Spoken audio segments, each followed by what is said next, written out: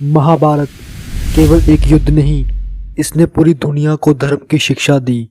महाभारत के इतिहास में ऐसा योद्धा सिर्फ एक हुआ जिसने युद्ध भूमि में नहीं बल्कि दान के मैदान में अमरता हासिल की। उसका नाम था कर्ण। और आज हम आपको बताने जा रहे हैं कर्ण के उस दान की कहानी जिसने देवताओं तक को हैरान कर दिया। जब कर्ण का जन्म हुआ वो साधारण बच्चा नहीं था। उसके शरीर पर दिव्य कवच था और कानों में कुंडल जो उसकी त्वचा का हिस्सा थे। वो जन्म से ही अजय था।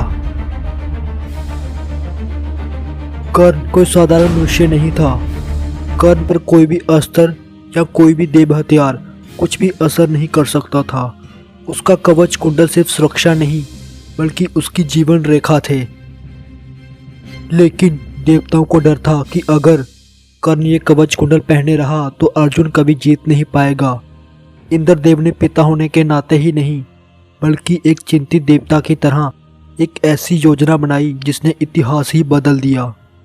दानवीर कर्ण। यहाँ दुनिया हारती है वहाँ कर्ण जीतता है। इसी का फायदा उठाते हुए इंद्रदेव साधु बनकर कर्ण के पास पहुँचे और बोले, मुझे आपका कवच और कुंडल चाहिए। सोचो अगर दुनिया का कोई भी योद्धा होता तो हंसकर मना कर देता, लेकिन कर्ण तो कर्ण था, दानवीर। दान उसके लिए सिर्फ एक गुण नहीं, उसकी आत्मा था। उसके लिए अपनी जान देना भी दान से छोटा था। लेकिन कवच कुंडल उसके शरीर से जुड़े थे। इन्हें निकालना अपनी त्वचा को चीरने जैसा था। उसके शरीर से खून बहा लेकिन उसकी मुस्कान नहीं टूटी। उसने दर्द सहकर भी अपना जीवन इंद्र को सौंप दिया और अपने कवच और कुंडल इंद्रदेव को दान में दे दिए। कहा जाता है कि इंद्रदेव भी उस समय कांप गए थे जब दानवीर कर्ण ने उन्हें अपने कवच और कुंडल दान में दिए। उस दान का बोझ आज तक स्वर्ग नहीं उठा पाया और ना ही देवता लोग। अब शुरू होता है सबसे बड़ा रहस्य कि आखिर कर्ण का कवच और कुंडल गया कहाँ। कुछ लोग मानते हैं कि इंद्र ने कवच कुंडल को एक ऐसे शास्त्रागार में छुपा दिया जहां तक आज तक कोई देवता भी नहीं पहुंच सकता।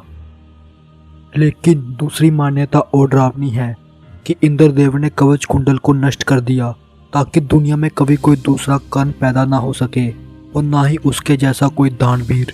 लेकिन इतना ही नहीं, कई विद्वानों का मानना है कि कर्ण की मृत्यु के बाद उसकी आत्मा के साथ कवच कुंडल सूर्यदेव के लोक में वापस चले गए, वहीं यहाँ से वो आए थे।